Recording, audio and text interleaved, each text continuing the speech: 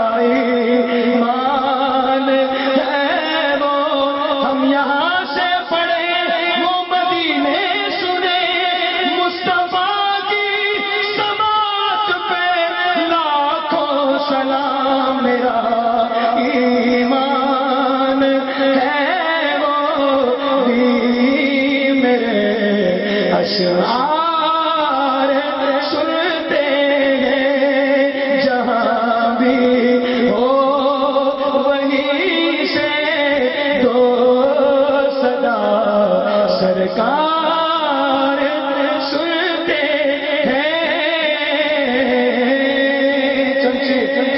سیدنا صدیق اکبر آپ رضی اللہ تعالیٰ کی شان میں پیش کرتا ہوں. ایک بار درود پاک پڑھ لیجئے. صلی اللہ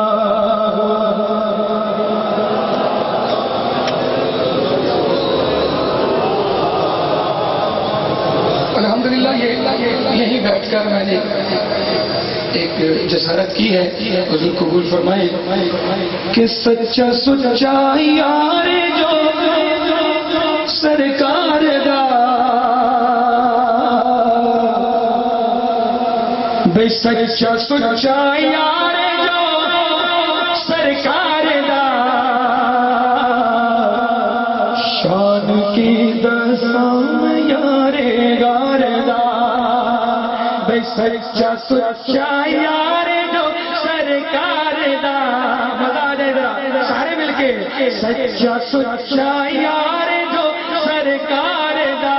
بولو سچا سچا یار جو سرکار دا شان کی دسام یار غار دا. اور سوئے کر وچ بچا کے رکھنا نہیں. سوئے کر وچ بچا کے رکھنا نہیں. مال جسی سونے تو واردہ مال جسی سونے تو واردہ مال جسی سونے تو واردہ. او سچا سچا یار میری سرکار دا. اور حاصل کلام شیر کہ زندگی وچ بھی نبی دے نال سی. زندگی وچ نبی دے نال سی تے اج بھی ساتھی اودے دربار دا اج بھی ساتھی اودے دربار دا اج بھی ساتھی اودے دربار دا سچا سچا یار جو سرکار دا آخری شعر سنیے کہ گود رکھ کے سڑے انور جڑا شیرائی تقدار سرکار دا شیرائی تقدار سرکار دا شان کی قسم یار یار دا او سچا سچا یار جو سرکار دا سبحان اللہ. بڑے خوبصورت انداز میں الہائے عقیدت پیش کر رہے تھے جناب حافظ محمد ایوب ثابت صاحب. خلافت شہ بطحا کی ابتدا صدیق. خلافت شہ بطحا کی ابتدا صدیق، وفا و عشق پیمبر کی انتہا صدیق. سبحان اللہ کہیں. جن کی یاد منانے بیٹھے ہیں پتہ چلے محبت کے ساتھ گونج پڑ جائے، باواز بلند کہے سبحان اللہ. خلافت شہ بطحا کی ابتدا صدیق، وفا و عشق پیمبر کی انتہا صدیق. نبی علیل تھے پوچھا بلال نے آ کر، نبی علیل تھے پوچھا بلال نے آ کر نماز کون پڑھائے ہمیں، کہا صدیق.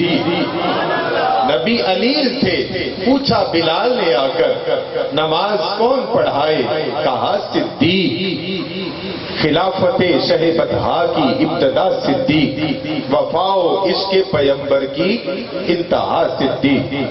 اسی پر اکتفا کرتے ہوئے بڑی محبت کے ساتھ بڑے ادب کے ساتھ ملتمس ہوں آل نبی اولاد علی جگر گوشہ بطول آل رسول فخر السادات سرمایہ اہل سنت فخر اہل سنت جناب جماعت حضرت علامہ مولانا پیر سید مظفر حسین شاہ صاحب سے آپ اپنے نورانی کلمات سے ہمارے قلوب و اذہان کو مستفید فرماتے ہیں. محبت کے ساتھ بآواز بلند نعرے کا جواب دے کر استقبال کیجیے گا. نعرہ تکبیر. گونج بڑھ جائے دونوں ہاتھوں کو اٹھا کے نعرہ رسال، نعرہ رسال، نعرہ رسال، نعرہ تحقیق، نعرہ حیدری، نعرہ غوثیہ. آستانہ عالیہ الاساری علی پر سیدہ شریف شریف شریف شریف.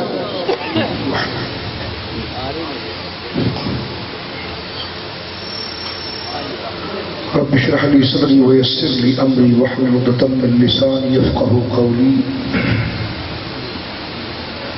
الحمد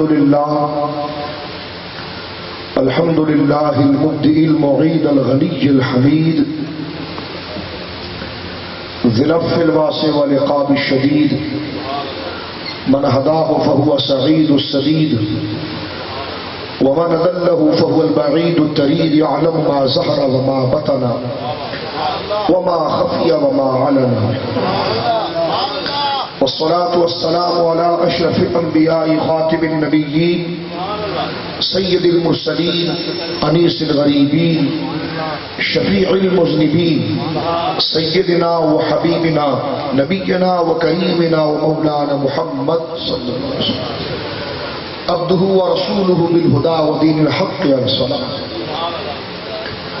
أما بعد فأعوذ بالله من الشيطان الرجيم. بسم الله الرحمن الرحيم. وسيجنب الأتقى الذي يؤتي ماله يتزكى وما لأحد عنده من نعمة تجزى إلا ابتغاء وجه ربه الأعلى ولسوف يرضى. وقال النبي صلى الله تعالى عليه وسلم لو كنت متخذا في أمتي خليلا لاتخذت أبا بكر خليلا. آمنت باللہ صدق اللہ العظیم ان اللہ ملائکتہ یصلون علی النبی یا ایھا الذین آمنوا صلوا علیہ وسلموا تسلیما. بڑی محبت سے الصلاۃ والسلام علیک یا رسول اللہ، الصلاۃ والسلام علیک یا حبیب اللہ، الصلاۃ والسلام علیک یا جد الحسن والحسین، الصلاۃ والسلام علیک یا رحمۃ للعالمین. فمبلغ العلم فیہ انہ بشر وانہ خیر خلق اللہ کلہم. فإن فضل رسول الله ليس له حد فيعرض عنه ناطق بفمه منزه عن شريك في محاسنه فجوهر الحسن فيه غير منقسم. وأبيض يستسقى الغمام بوجهه ثمار اليتامى عصمة للأرامل. مولا صل وسلم دائما سرمدا على حبيبك خير الخلق كلهم.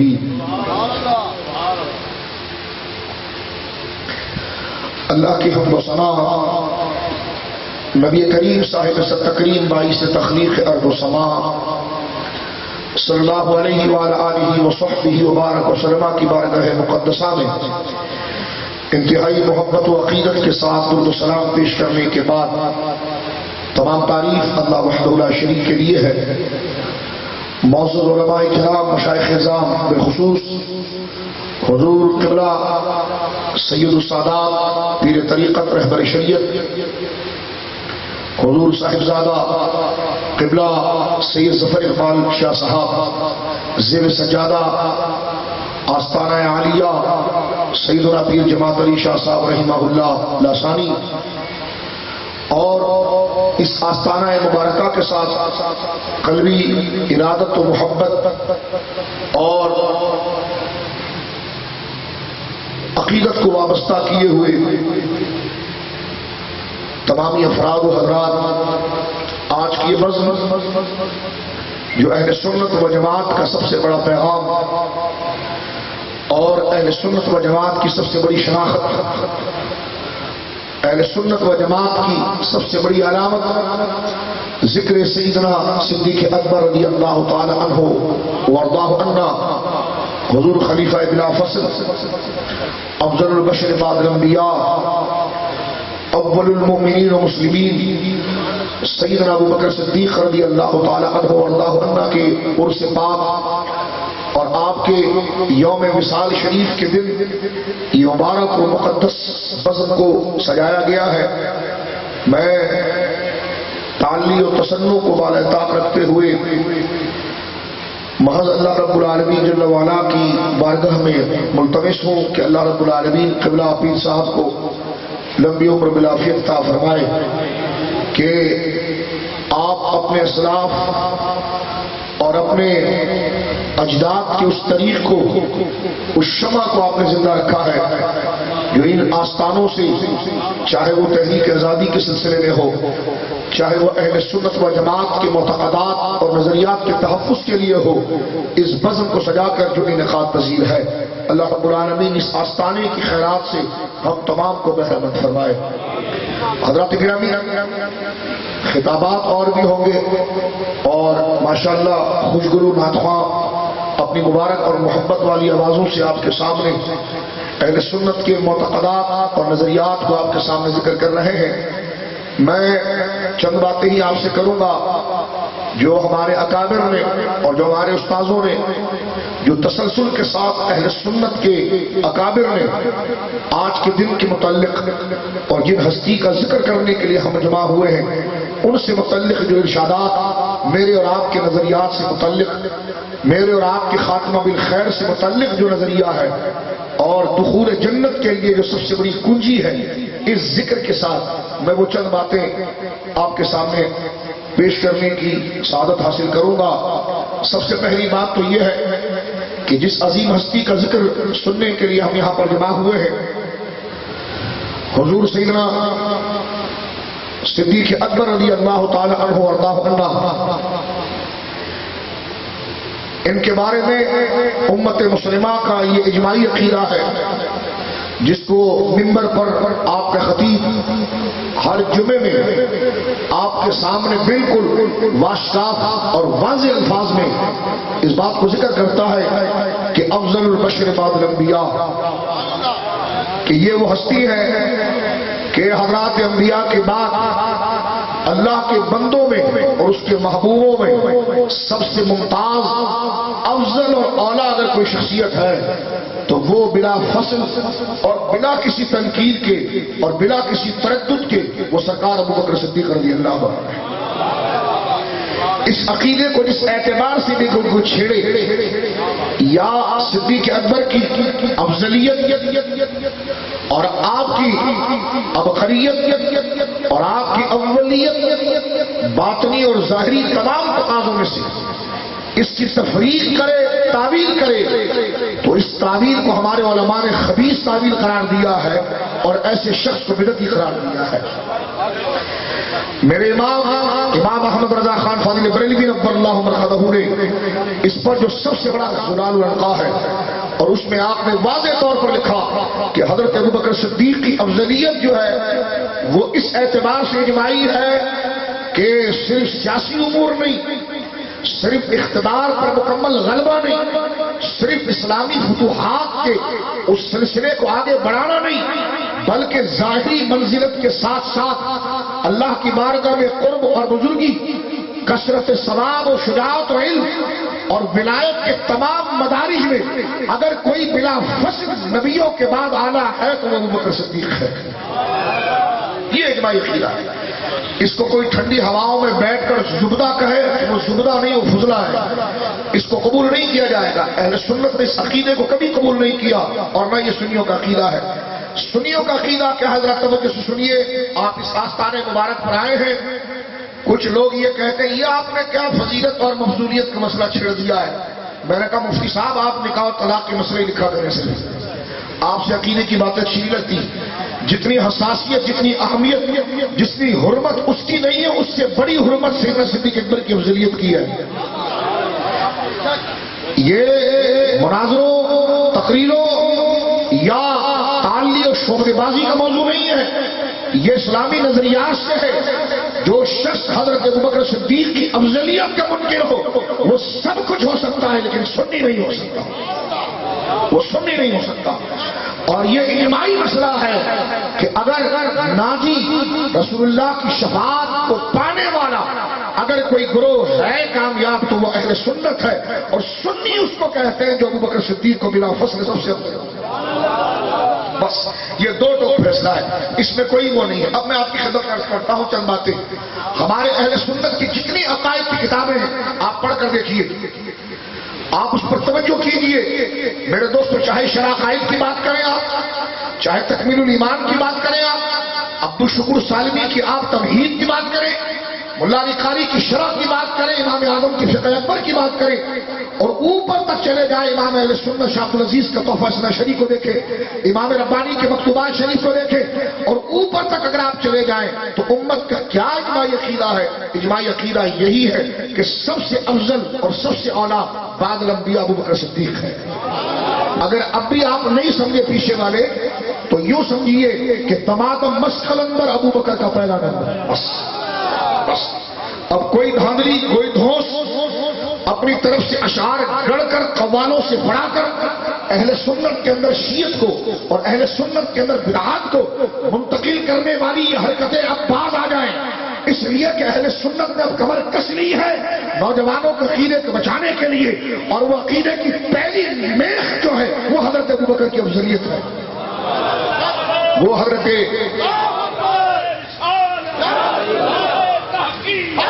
سنیے میرے دوستو، حضرت ابوبکر صدیق رضی اللہ تعالیٰ عنہ اس طرح خلافت میں سب سے پہلے ہے اس طرح ولایت میں بھی سب سے پہلے ہے۔ ہمارے وہاں تو اس کی تعبیر ہی ہمارے علماء درست نہیں سمجھتے، تعبیر ہی درست نہیں سمجھتے، اس طرح کہ میں نے آپ کی خدمت عرض کیا میرے دوستو، یہ اہل سنت و جماعت کا اجماعی نظریہ ہے۔ اب آپ ذرا سنیے، اس پر ایک بات میں آپ کی خدمت عرض کروں، جو لوگ اس مسئلے کو چھیڑنے کی کوشش کرتے ہیں تو میں عرض کروں کہ سرکار امام اعظم ابو حنیفہ رحمہ اللہ جو ہم سب کے فقہ امام ہیں، رحمہ اللہ اور مجتہدین بھی تقلید سے تنفر نہیں کر سکتا، لیکن وہ تمام مجتہدین کے جو سرتاج اور امام ہیں وہ امام اعظم حنیفہ ہے۔ آپ کہیں گے یہ آپ ڈائریکٹ امام اعظم کے قول سے کیوں شروع ہو گئے؟ آپ نے اتنی ساری کتابوں کا نام کیوں لیا؟ آپ نے ڈائریکٹ قرآن کیوں نہیں پڑھا؟ میں نے کہا جی قرآن تو 1400 سال پہلے اترا ہے، اور جو آیتیں جو قرآن میں اتری ہیں اس کو آج کی سمجھنے کی بجائے پہلے ان مضمون کو سمجھ لیا گیا ہے، اور مجھے اور آپ کو اللہ نے اس بات کا پابند کر دیا ہے کہ کونوا مع الصادقین، جو سچے ہیں ان کی تشریحات پر عمل کرو، جو سچے ہیں ان کے عقیدے پر عمل کرو۔ فرمایا یا ایھا الذین آمنوا اتقوا اللہ وکونوا مع الصادقین، ایمان والو، لوگو، میرے بندو، ایمان لاؤ اور تقوی اختیار کرو۔ لیکن اب یہ ہوا میں ہے، یہ کبھی بھی ضائع ہو سکتا ہے، یہ ایمان تمہارے سینوں سے کبھی بھی نکل سکتا ہے، اس تقوی کی بارات کبھی بھی باہر ہو سکتی ہے، اس کو محفوظ کرو، پکے قلعے میں لاؤ، اس کو حصار دو، اور کیسے بچائیں؟ فرمایا کونوا مع الصادقین، اس کو سچوں کے ساتھ جوڑ دو۔ سچوں کے ساتھ کیسے جوڑیں؟ ہم تو کراچی میں رہتے ہیں، سرکار کا دربار ادھر ہے، ہم تو پاکستان میں رہتے ہیں، بغداد محلہ میں غوث اعظم آرام فرما رہے ہیں، ہم تو پاکستان میں رہتے ہیں، سرحد میں امام ربانی آرام فرما رہے ہیں، تو جسم اتنا دور ہے تو کیسے جوڑے؟ علماء نے فرمایا یہاں جسمانی جوڑنا مراد نہیں، ان کے نظریے، ان کے افکار کے ساتھ جوڑنا مراد، ان کے نظریے اور ان کے افکار کے ساتھ، کہ وہ کیا عقیدہ رکھتے تھے، وہ کیا نظریہ رکھتے تھے، وہ نظریہ تم دنیا میں کہیں پر بھی ہو وہ نظریہ رکھو۔ کیوں؟ اس لیے کہ یوم ندعو کل اناس بامامہم، جب ہم ان کو اٹھائیں گے تو ان کے قدموں میں تمہیں بھی اٹھائیں گے، جو ان کا محل ہوگا وہاں تمہیں بھی کمر عطا فرمائیں گے۔ تو فرمایا اب اس کو سمجھیے آپ، قرآن اتر گیا، آج اس کو سمجھانے کی کیا ضرورت ہے؟ وہ آیتیں جو سامنے سے پڑھی جاتی ہیں، وہ احادیث جو سامنے سے پڑھی جاتی ہے، وہ کبھی ایسا نہیں رہا کہ اس کو علماء نے زیر بحث نہیں لایا، وہ لائی گئی ہے، اس پر تشریحات ہوئی ہیں، اس پر اجماعی مسئلے ہو گئے ہیں، اس لیے ہم نظریہ قرآن میں ذکر کرتے ہیں صراط الذین انعمت علیہم۔ مولا ہمیں انعام یافتہ بندوں کے پیچھے چلا، ان شخصیات کے پیچھے چلا جو شخصیات قرآن کی عملی تفسیر نہیں ہے، اور اہل سنت وہ ہے جو تعلیم کے ساتھ ساتھ شخصیات پر عقیدہ رکھتی ہے۔ اگر شخصیات کو ہٹا دیا جائے، تعلیم کو رکھا جائے تو اسے پرویزیت کہتے ہیں، اسے غیر مقلدیت کہتے ہیں، اسے سنیت نہیں کہتے۔ سنیت کہتے ہیں کہ دستور کے ساتھ شخصیات میں ساتھ رہو۔ جب یہ دونوں چیزیں جڑتی ہیں یہ اہل سنت کا مزاج بنتا۔ اب سنیے، حضرت امام اعظم ابو حنیفہ رحمہ اللہ جو 80 ہجری اور بعض علماء نے لکھا کہ 70 ہجری کوفے میں پیدا ہوئے۔ کوفہ کون سی جگہ ہے؟ کوفہ علم کا مرکز ہے۔ اس کو میرے آقا سرکار فاروق اعظم رضی اللہ تعالی عنہ وردہ نے آباد کیا، قافلوں کو سستانے کے لیے، قافلوں کے آرام کے لیے، اور شہروں کی سپورٹ کے لیے اور بستی کوفے کو ڈیولپ کیا حضرت فاروق اعظم نے۔ 1500 کے قریب صحابہ کو فاروق اعظم نے وہاں بھیجا، تاکہ جب آبادی لا کر آباد کر دی گئی تو ان کی مذہبی تربیت کے لیے، اور اس میں اکثریت بدری صحابہ کی تھی، اور پھر ان 1500 صحابہ پر جس کو سب سے بڑا درجہ دیا وہ حضرت عبداللہ بن مسعود رضی اللہ تعالی عنہ وارضاہ عنہ، جو چیف جسٹس اور قاضی قضاء کا درجہ رکھتے تھے، مفتی اعظم کا درجہ رکھتے تھے، اور وہ کوفے کے اندر تشریف لائے۔ ایک بات اور سنیے ذرا، امام بخاری کے ترجمے میں آپ اکثر شیوخ الحدیث سے درس بخاری میں سنتے ہیں کہ جب امام بخاری سے کسی نے پوچھا کہ حضور آپ نے 16 سال میں بخاری مرتب کی ہے، اور بخاری شریف جو اصح الکتب بعد کتاب اللہ جس کا بارے میں امت کہتی ہے، تو حضور یہ بتائیے کہ اس میں احادیث آپ نے کہاں سے حاصل کی؟ تو فرمایا مکے سے ملی، مدینے سے ملی، مصر سے ملی، بصرہ سے ملی، کئی اور جگہوں سے ملی، کوفے سے ملی۔ تو پوچھا گیا حضور آپ بتا سکتے ہیں کہ کہاں کتنی دفعہ گئے آپ؟ تو کہا جی ہاں بتا سکتا ہوں کہ مصر 4 دفعہ گیا، مکے 5 دفعہ گیا، مدینہ شریف 10 دفعہ گیا، کوفے کے بارے میں نہیں بتا سکتا۔ کہنے لگے کیوں؟ کہا وہاں اتنی دفعہ گیا حدیث لینے کہ مجھے خود یاد ہے۔ اس سے کیا پتا چلا اس جغرافی نقشے سے کہ کوفہ علم کا مرکز رہا ہے، اور امام اعظم ابو حنیفہ رحمہ اللہ کوفے میں پیدا ہوئے ہیں، اور کوفے میں کسی نے امام صاحب سے پوچھا سنی کون ہے؟ کوفے میں امام صاحب سے کسی نے پوچھا سنی کون ہے؟ ہم کسی کے خلاف نہیں بول رہے. جو اسلام کے قلعے میں سوراخ کر رہا ہے، نقب لگا رہا ہے، اس نقب کو بند کر کے اس ظالم کو دوڑا رہے ہیں. ہم تنہا فرد کی بات نہیں کر رہے، ہم پوری جماعت کی بات کر رہے ہیں. شیطان وہ ہے جو اجماع کو توڑتا ہے، شریر وہ ہے جو ایک دستور اور نظم کو تباہ کرتا ہے. ہم نظم کو تباہ کرنے والے نہیں بلکہ نظم کی حفاظت کرنے والے ہیں، اور نظم کی حفاظت یہی ہے کہ ابو بکر سب سے افضل. اس نظم کی سب سے پہلی کڑی یہ ہے کہ سیدنا صدیق اکبر سب سے افضل علماء ہے. سنیے میرے دوستو اس بات کو. حضرت سیدنا امام اعظم سے کوفے میں کسی نے پوچھا کہ سنی کون ہے. یہ بات حضرت آخر میں آیات من آیات اللہ شیخ محقق نے بڑے مبسوط انداز میں بھی اس بات کو تکمیل الایمان میں لکھا. پیچھے سارے ائمہ نے لکھا، سارے سنیوں نے لکھا. لیکن میرے دوستو سنیے یہاں پر ایک بات. یہاں تو ہم سنیوں کا یہ دعویٰ ہے کہ کوفہ